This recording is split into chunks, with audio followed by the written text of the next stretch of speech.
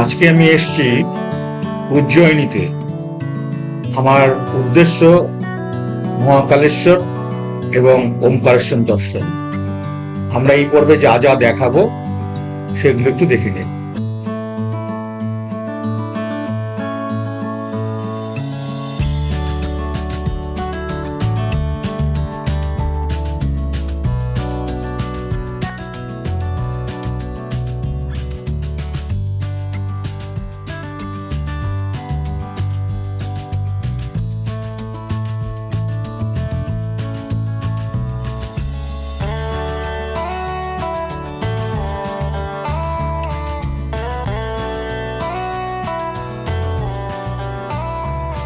এটা হচ্ছে Ujjayini rail station, আর এখান থেকে 30 টাকার বিনিময়ে যে কোনো অটো টোটোতে আপনি 10 থেকে 15 মিনিটে মহাকালেশ্বর মন্দিরে পৌঁছে যাবেন।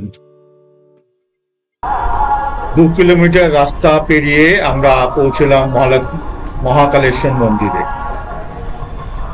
মহাকালেশ্বর মন্দিরে আপনারা উজ্জয়িনী স্টেশনের মাধ্যমে আসতে পারেন, অথবা আপনার এয়ারপোর্ট রয়েছে ইন্দোরে, সেখান দিয়েও আসতে পারেন।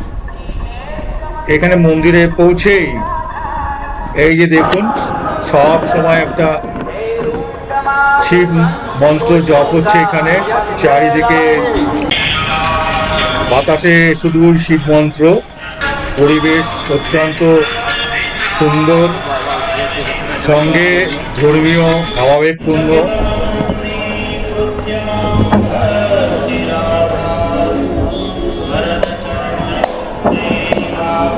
এখানে সবসময় মাইকে শিব স্তোত্র পাঠ হচ্ছে, তাই আকাশে বাতাসে শুধুই শিব জপ, যা সত্যি মানে আপনাকে ভক্তি ভাবে আপনাকে অটোমেটিক্যালি চলে আসবে।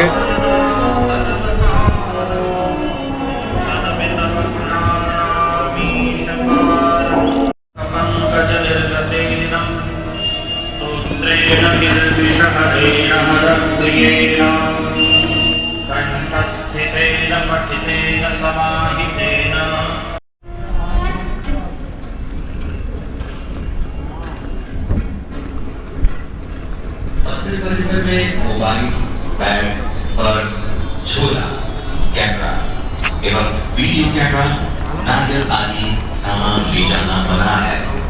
कृपया सामान रखने के लिए मंदिर प्रबंधन समिति द्वारा की गई लॉकर रूम सुविधा का उपयोग करें। लावारिस बैग, এটা হচ্ছে মহাকাল লোক করিডোর। এখানে 7 জন বিশিষ্ট ঋষির প্রতি সম্মান জানিয়ে তাদের বিশাল ও দৃষ্টিনন্দন মূর্তি স্থাপন করা হয়েছে। এই ঋষিরা হলেন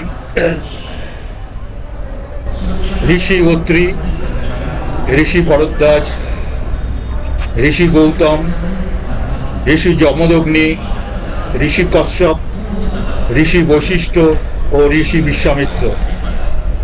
এই ঋষিরাই বেদ ও পুরাণে শিবের মহিমা ও তার রূপকে পরম সত্য হিসাবে প্রচার করেছিলেন। এটা হচ্ছে ত্রিপুরাসুর সংহার ভগবান শিবের একটি বিশেষ রূপের মূর্তি। শিপ্রা নদীর তীরে অবস্থিত আমাদের এই মহাকাল মন্দির, যা অত্যন্ত সুন্দর এবং খুবই আকর্ষণীয়। ওই যে দেখতে পাচ্ছেন, ওখানে হচ্ছে গিয়ে মহাকাল মন্দিরের প্রবেশ পথ। আমাদেরকে এখন এখানে ব্যাগ, ক্যামেরা সমস্ত রেখে যেতে হবে, ফলে আমরা এখন আর কোনো ছবি তুলতে পারবো না। আপনাদেরকে আমরা মন্দির থেকে বেরিয়ে আসবার পরে আমরা দেখাবো। অন্যত্র থেকে সংগ্রহ করা এটা মহাকালেশ্বর মন্দিরের ছবি।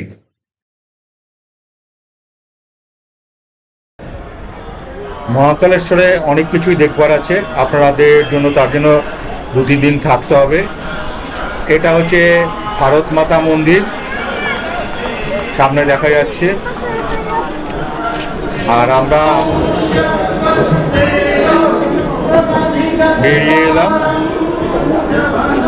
কোনো মন্দিরে আপনি ছবি তুলতে পারবেন না, শুধু দর্শনই করতে পারবেন। কালকে আমি যাব ওমকারেশ্বর। 90 কিলোমিটার রাস্তা পেরিয়ে আমি এসে পৌঁছালাম ওমকারেশ্বরে, আর এসে উঠলাম হোটেল ভোলানাথ। অত্যন্ত সুন্দর হোটেল, আপনারা এলে এই হোটেলটাকে থাকতে পারেন। খুবই সুন্দর, এদের বেডরুম থেকে বাথরুম সবই অত্যন্ত সুন্দর এবং আতিথেয়তাও অত্যন্ত সুন্দর। বিশ্রাম নিয়ে চললাম ওমকারেশ্বর জ্যোতির্লিঙ্গ দর্শন করবার জন্য। হোটেল ভোলানাথ থেকে ওমকারেশ্বরের মন্দিরের দূরত্ব প্রায় 600 মিটারের মতো, এবং যে কোনো হোটেলই থাকেন সেখান থেকে এরকমই দূরত্ব পড়বে। নর্মদা নদীর উপর দিয়ে একটি ঝুলন্ত সেতু পেরিয়ে আপনারা ওমকারেশ্বর দর্শন করতে পারবেন। আমরা যাচ্ছি ওমকারেশ্বরের দর্শনে।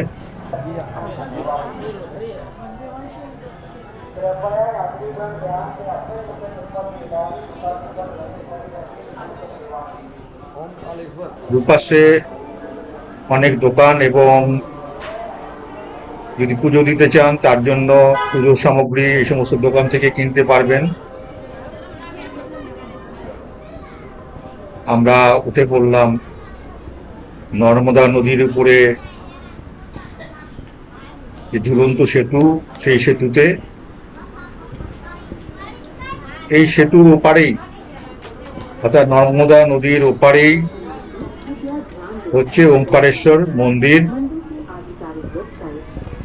এই একটি পাহাড়ের মধ্যে এই মন্দিরটি, এবং সেই পাহাড়টি দেখতে আমাদের ওম শব্দের যে ওম লেখা হয় তার মতো, সেই থেকে এই জায়গাটির নাম ওমকারেশ্বর।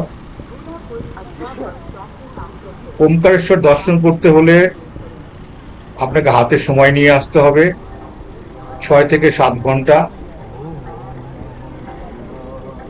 প্রায় সময় লেগে যায়। এখানে ভিআইপি টিকিটেরও ব্যবস্থা আছে, কিন্তু সেটা আপনাকে ইন অ্যাডভান্স কাটতে হবে।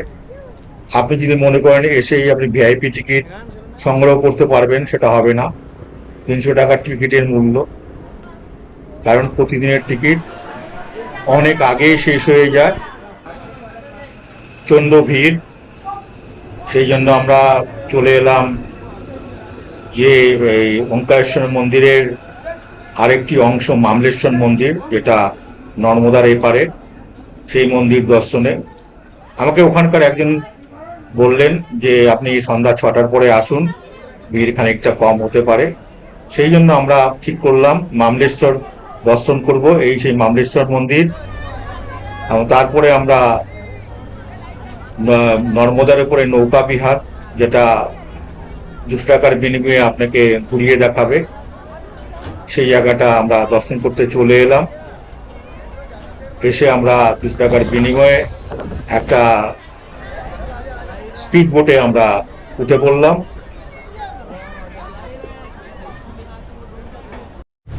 স্পিড বোট ছেড়ে দিল, এরা নিয়ে যাবে হচ্ছে আপনাকে নর্মদার যে ব্যারেজ রয়েছে, এবং নর্মদা এবং কাবেরী নদীর যে সঙ্গমস্থল, সেই সঙ্গমস্থল ঘুরিয়ে তারপরে ওরা নিয়ে যাবে আমাদেরকে বিষ্ণু মন্দির, এবং শেষে আমাদেরকে ওমকারেশ্বর মন্দিরের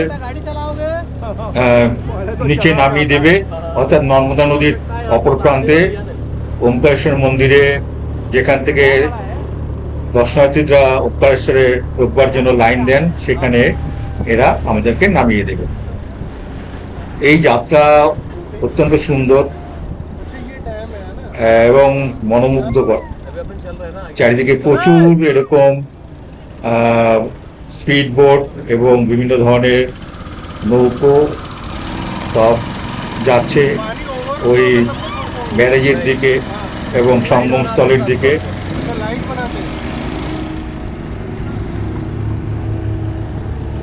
যারা এখানে দর্শন করতে আসেন ওমকারেশ্বর মন্দির বা মামলেশ্বর মন্দির, তারা সবাই এই নৌকা বিহারটা করেন। খুবই সুন্দর। এই আপনার আধ ঘন্টা থেকে 45 মিনিট ঘুরে ঘুরে বেড়াবে এই নর্মদা নদীর উপরে। প্রচুর বড় বড় পাথর রয়েছে নর্মদা নদীর দুপাশে, এগুলোকে বাঁচিয়ে এদেরকে এই স্পিড বোটই বলুন বা অন্য ধরনের নৌযানি বলুন, তাদেরকে চালাতে হয়।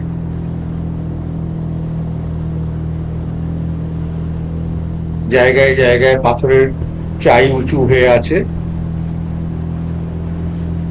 সেগুলোকে দেখে এদেরকে চালাতে হয়।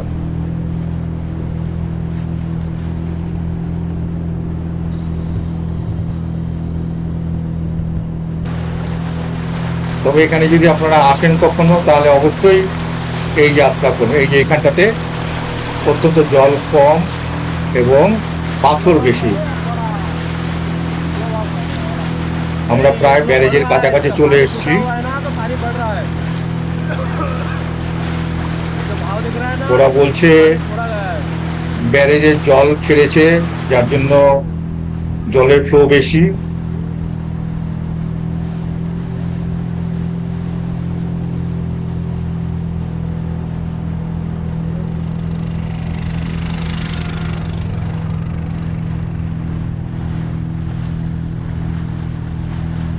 নর্মদা কাবেরী সঙ্গমস্থল।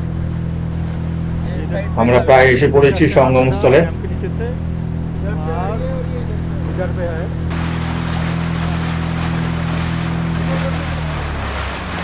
जल अर्पण कर लो भैया सभी लोग। एक कुंगेरी नदी है, इधर नर्मदा नदी है। ये पानी है यहाँ से आ रहा है, ये पावर हाउस बना हुआ है, यहाँ से आ रहा है ये पानी। জল স্পর্শ করে আমরা আবার ফিরে আসছি।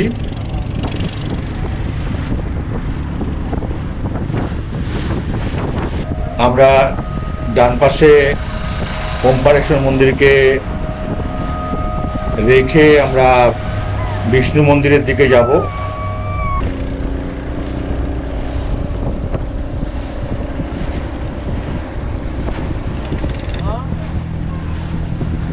এই যে বৃষ্টি দেখছেন, এই বৃষ্টি আপনাকে ওই ঝুলন্ত ব্রিজ, যেটার উপর আমরা একবার উঠে ব্যাক করে চলে এসেছি ভিড় দেখে। मनीष को भेजू क्या? আপনি এই ব্রিজ দিয়েও যদি যান, আপনি ওমকারেশ্বর মন্দিরে, এই যে ডান পাশে দেখা যাচ্ছে বিল্ডিংটা, ওটাই হচ্ছে ওমকারেশ্বর মন্দির। আপনাকে কিন্তু ব্রিজে এসে ওই নিচে, অর্থাৎ এই ঘাটটা যেখানে আছে সেখান থেকেই, অর্থাৎ নিচ থেকেই আপনাকে লাইনে দাঁড়াতে হবে। দাঁড়িয়ে তারপরে আপনাকে ওই যে মন্দির দেখা যায় পেছনে, সেইখানে আপনাকে পৌঁছতে হবে। जो खाली हुआ এই যে ডান পাশে দেখতে পাচ্ছেন, এটা কিন্তু ওমকারেশ্বর মন্দিরটা। बात कर लीजिए। এই যে দেখুন, সমস্ত লোকে দেখা যাচ্ছে কিউ দিয়ে দাঁড়িয়ে আছে সব। ফিরবো যখন, তখন আরো বেশি ভালো করে দেখা যাবে।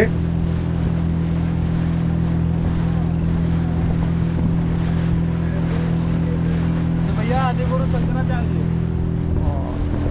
ডান পাশে রয়েছে শঙ্করাচার্য মন্দির, যদি অনেকটা দূরে, আমাদের পক্ষে সেখানে যাওয়া সম্ভব নয়। केस कर दिया ना भैया, इसके ऊपर। इन्हीं के ऊपर किया ना। भैया ये नागर घाट है, यहाँ पर विष्णु जी का विराट रूप है, इसलिए इसको विष्णु घाट भी कहा जाता है। রয়েছে বিষ্ণু ঘাট। আমাদেরকে বিষ্ণু ঘাটে আমরা घाट है ना, विष्णु जी का मंदिर है। মন্দিরও আছে, কিন্তু আমরা যেহেতু সময়ের অভাব বলে আমরা যাব না। আমরা এই ব্যাক করছি। भैया मंदिर कितने लोग आएंगे? को कितना बजे फाका रहता है, खाली कितना बजे मिल जाएगा मंदिर में? मंदिर हाँ, मंदिर खाली नहीं रहता। एक एक में बोला कि रात को 8 बजे आ जाओ। वो এই যে আমরা বাদিকে দেখতে পাচ্ছেন, दर्शन कर। এই যে স্ট্রাকচার করা, ওই যে দেখুন বাদিকে, ওখানে আমাদেরকে নামিয়ে দেবে। এই যে দেখুন, कितना फ्लोर में है? এই হচ্ছে মন্দিরের, बाहर का रास्ता যেখান থেকে আমাকে লাইনে দাঁড়াতে হবে। अच्छा, ওই দেখুন লাইনে সব লোক দাঁড়িয়ে আছে। নিচ থেকে আপনাকে লাইন দিয়ে উপরে উঠে তবেই আপনি দর্শন করতে পারবেন। মোবাইল ক্যামেরা সব জমা রেখে আমাদেরকে इधर से দর্শনার্থীদের লাইনে গিয়ে দাঁড়াবো, आप तो ফলে আপনাদেরকে কোনো ছবি দেখাতে পাবো না। मंदिर से ভিডিওটি এখানে শেষ করব। যদি ভিডিওটি ভালো লেগে থাকে, তাহলে অবশ্যই আমার চ্যানেলটিকে সাবস্ক্রাইব করবেন, আমাকে উৎসাহিত করবেন। এই ছবিগুলো ওমকারেশ্বরের, তবে অন্যত্র থেকে সংগ্রহ করা। সবাই সুস্থ থাকবেন, ধন্যবাদ।